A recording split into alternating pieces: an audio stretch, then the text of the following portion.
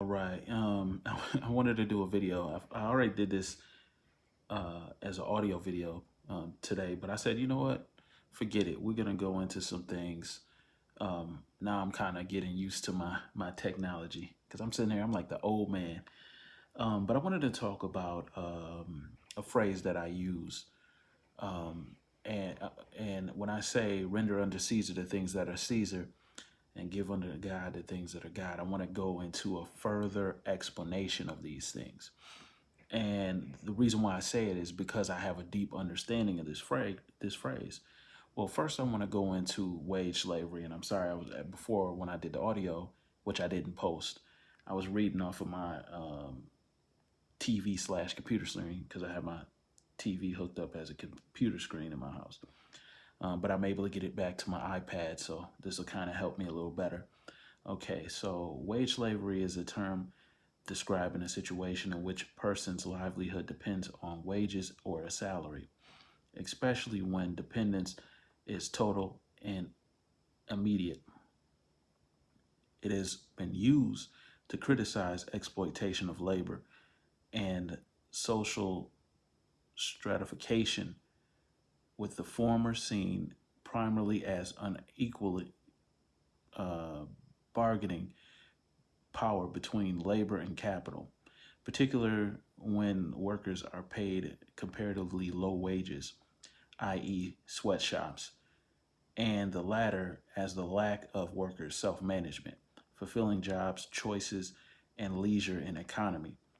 The criticism of social stratification covers a wider range of employment choices bound by pressures of hierarchical society to perform otherwise unfulfilling work that deprives humans of their species character, not only under threat of starvation and poverty, but of also a social stigma and status diminution. Historically, some socialist organizations are activists that have exposed workers' self-management of worker cooperatives as possible alternatives to wage labor. Similarities between wage labor and slavery are noted as early as Cicero in ancient Rome, such as De Officiis,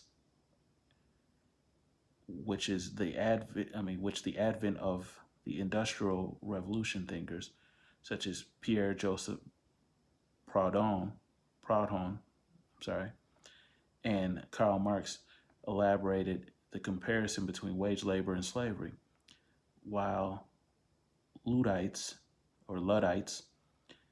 emphasize the dehumanization brought about by machineries. You wonder why you see the Terminator movies? Because they're trying to say humans are going to be replaced by machines, but they're doing it as a source of a movie, but they're talking about through the economic, base. Um, the introduction of wage labor in the 18th century Britain was met with resistance, giving rise to the principles of syndicalism. Before the American Civil War, Southerners, uh, Southern defenders of African American, we know that term is BS, slavery invoked the concept of wage slavery to favorable compare the conditions of their slaves to workers in the North, which is the truth. The United States abolished slavery after the Civil War. That's a lie. But labor union activists found the metaphor useful, according to historian Lawrence Glickman, in the Gilded Ages. References abounded um, in the labor press, and it is hard to find a speech by a labor leader without that phrase. Okay, so wage slavery is the equivalent to serfdom or slavery. It's just a slicker way. This is why I'm trying to encourage people to start their own business, learn how to invest, start doing things your own self so you can be self-reliant and self-dependent. You can't control a man when he can control his destiny, or you can't control a woman when she can control her destiny. But if you understand why women were basically tricked by feminists, and a majority of the feminists in the beginning were actually well-to-do women. So what they, since a single woman pretty much basically had the same rights of a man, even though they lie to you and tell you that's not true, she pretty much almost had the same rights of a man. Now, she did not have the right to vote, but when a woman was married, the woman's estate became one with the man. This is why in the past, back in the days, women were more uh, they were more careful at choosing a mate, opposed to now, where women are more frivolous. Now, this is not to condemn women or not to, go in on women, but I want women to understand the importance of choosing a mate. That's why I say in one of my videos, I said, don't date someone you would not do business with, because everything boils down to business, regardless if you like it or not. Everything is commerce. So if you don't like commerce, you either need to make a lot of money to where you don't have to deal with anybody anymore, and even then, you're still going to have to deal with merchants. Everything is commerce.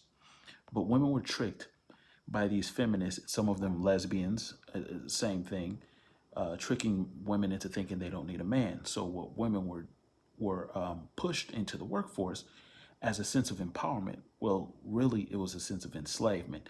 Guess who pushed you in there? The same people who were so-called taking your power away. So women thought that having a job and all of this stuff makes them, empowered, when it actually diminishes them and pushes them into serfdom and wage slavery, when they were actually taken care of men in the past. That's why some of the rights women didn't have, because they weren't dying and fighting in wars as much as men. And, so men had certain rights because they were dying for the country, quote unquote, corporation. Okay, so we'll get into the history of wage slavery. The view that working for wages is akin to slavery dates back to ancient world. In ancient Rome, Cicero wrote that the very wage laborers received is a pledge of their slavery. In 1763, French journalist Simon Linguet published an influential description of wage slavery. The slave was precious to his master because of the money he had cost him. They were worth at least as much as they could be sold for in the market. It is the impossibility of living by any other means that compels our farm laborers. Look up the word farm and you will be surprised. You think a farm is just some BS? Go look up the word farm, then come back to me. To till the soil whose fruits they will never eat, and or mansions. Okay, let me read that back again because I kind of intervened on that. Okay, it is the impossibility of the living by any other means, meaning that they trained you so well, indoctrinated you so well in school that you can't even fucking do by yourself. You can't even do for yourself. Okay? This is deep. I mean, people really need to understand this. Okay, it is the impossibility of living by any other means that compels our farm laborers to till the soil whose fruits they will not eat, and our mansions to construct buildings in which they will not live. Now, let me tell you one thing. When I worked in my past job, I used to travel all around. Now I have my corporation, so I don't need the job anymore. But I used to travel around and stay in 4.5, almost close to 5-star hotels, and I couldn't afford them unless, except for when I went on vacation. But I was just kind of perturbed that I would stay in a 4.5 star hotel and come back to a 1-bedroom condo or apartment. And I was just irritated. I was like, how come, I'm driving cars and eating at restaurants I can't afford in my personal life? What's going on?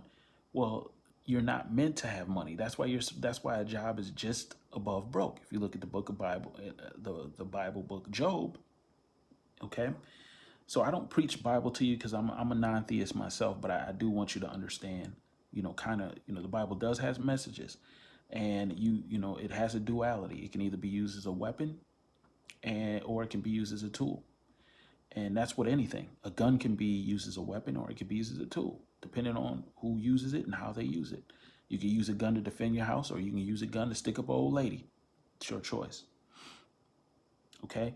So you'll never live in the mansions that you're tending to. You'll never, flying private planes working for somebody else. Not unless you work for somebody and become a high level slave. Okay? It is the want that compels them to go down on their knees to the rich man in order to get from him permission to enrich him. Doesn't that sound like what's going on with non-essential workers? That's why I tell y'all, read the past. You will understand the future. Governor Cuomo telling people who are essential and non-essential workers, come on, we getting back into it. This is why you should not worship celebrities. This is why you should not worship athletes. That's why they give you fake deaths of athletes who you fall in love with. Fake deaths of people that are celebrities like Kobe Bryant that you fall in love with. Because you idolize rich people. Okay. So it is want that compels them to go down on their knees to the rich man in order to get from him permission to enrich him. What effective gain has the suppression of slavery brought him? He is free, you say, That is his misfortune. These men have the most terrible, the most imperious of masters, that is, need. When you don't need something, you control your destiny. You only get what you want. You see what I'm saying? When you stop needing to participate in the land of Caesar. Caesar is the workforce. Caesar is NBA. Caesar is NFL. Caesar is going to all these plays, asking for unemployment. That's Caesar. The public. That's why on RoboCop it says protect the public trust. It didn't say the people. It said public trust. Okay. Sorry, I got a stock tip. Can you close out? Okay, there we go. All right. They must therefore find someone to hire them or die of hunger. Is that to be free? The view that wage work has subliminal similarities with chattel slavery, or some people say chattel slavery, was actively put forward in the late 18th and 19th centuries by defenders of chattel slavery, most notably in southern states of the United States, and by opponents of capitalism who are critics of chattel slavery. Some defenders of slavery, mainly from the southern states, remember, I said the Civil War is not against the North versus the South. It was state versus the Union.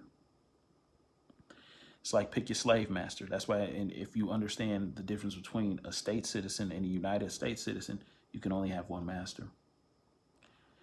Argue that the northern workers were free, but in name. The slaves of endless toil, and that their slaves were better off. Pretty much, I mean, it's the same stuff.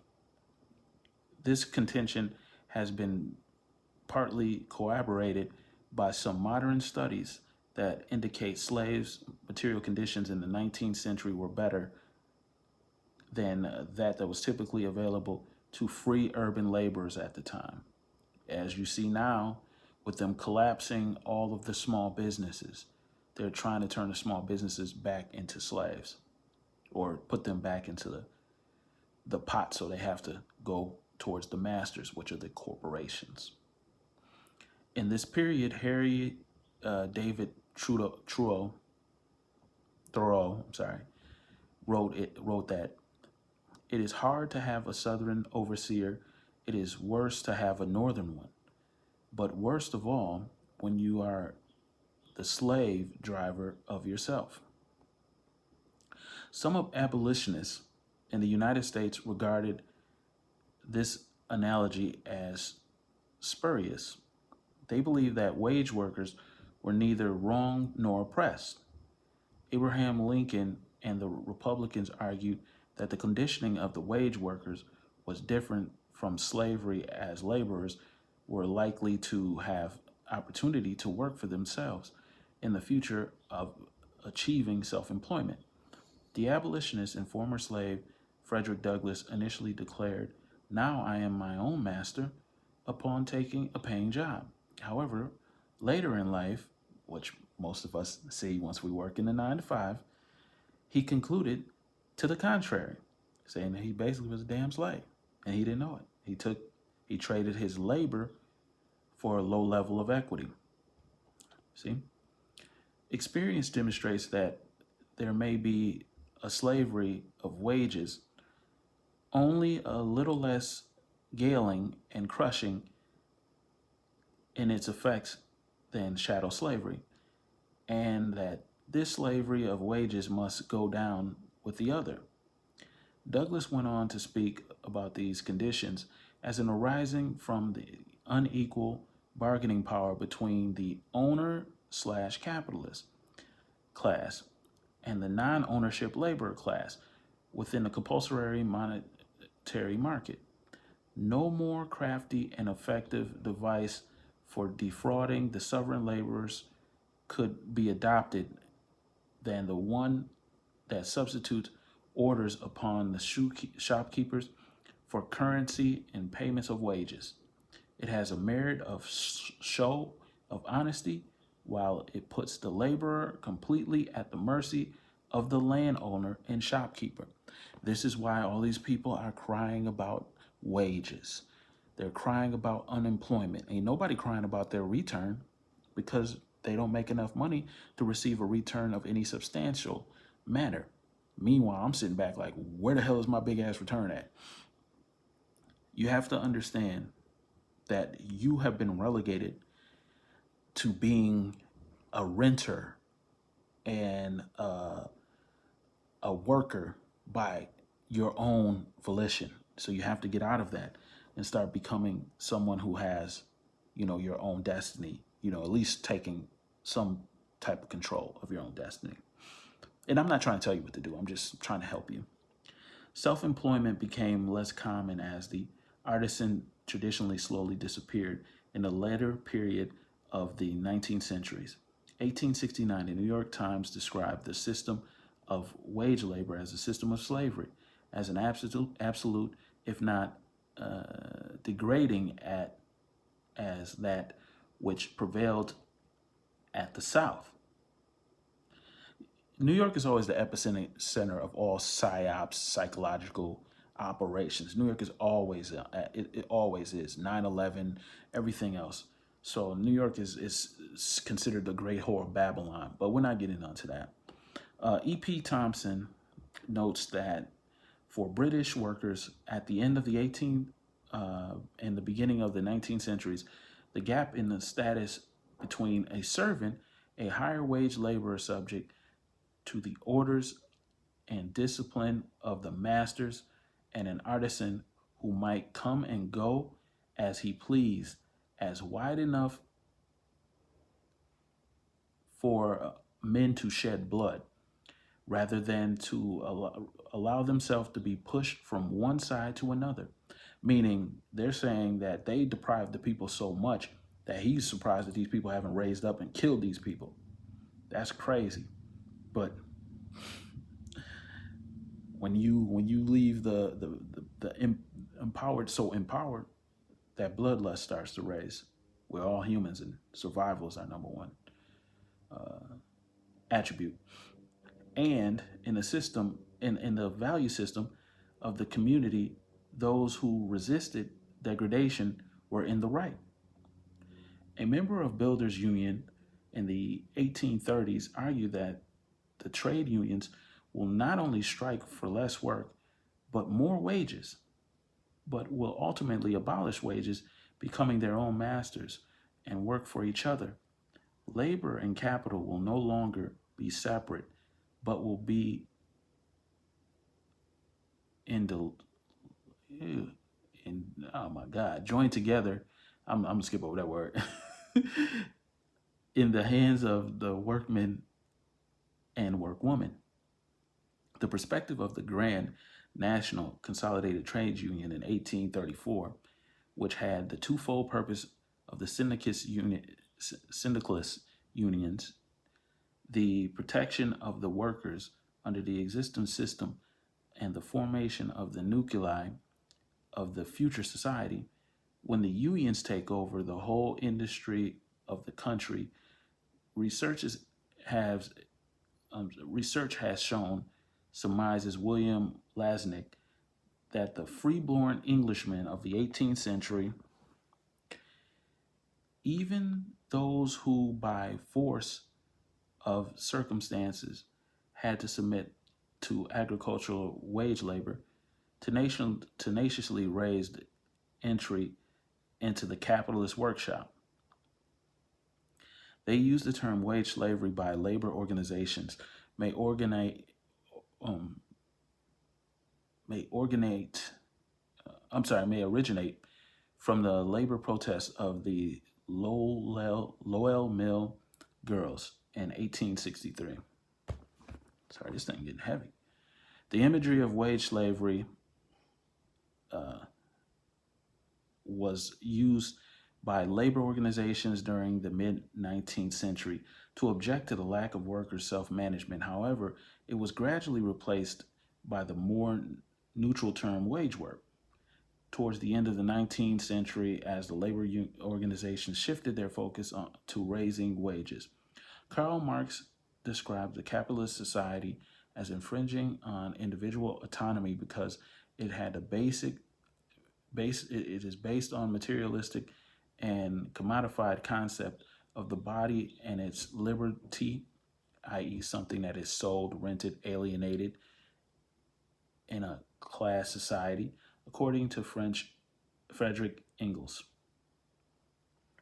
The slave is sold once and for all. The proletarian must sell himself daily and hourly. The individual slave, property of one master, is assured an existence, however miserable it may be, because of the master's interest. The individual proletarian, remember the word parole has to do with property, as it were, of the entire bourgeois class, which buys his labor when someone has need of it, has no secure existence. So the similarities with wage work and slavery. Critics of wage work have drawn several similarities between wage work and slavery. Since the chattel slavery property has value to an owner, it in the same way has higher than the worker, who may quit, be fired, or be replaced. The chattel slavery owner has made a greater investment in terms of the money paid for the slave. For this reason, in the terms of the rescission, chattel slaves could not be fired like wage laborers. A wage slave could be harmed at no less cost. American chattel slaves in the 19th century had improved their standard of living from the 18th century. And according to historians Fogel and Engerman, plantation records show that slaves worked less, were better fed, and wept only on occasions, their material conditions in the 19th century being better than what was typically available to urban free laborers at the time. This was partly due to the slave psychology strategies under the economic system different from capitalist wage slavery, according to Michael Smith of the Economic History Society. Although intrusive and oppressive, patronalism, paternalism, the way the masters employed it and the methods the slaves used to manipulate it rendered slaveholders' attempts to institute capitalist work regimes, regimes, I was right, on the plantation ineffective and so allowed slaves to carve out a degree of autonomy. Now, I don't have to go through all this because I'm just going to go through some of the comparisons of this and to let you know kind of what's going on.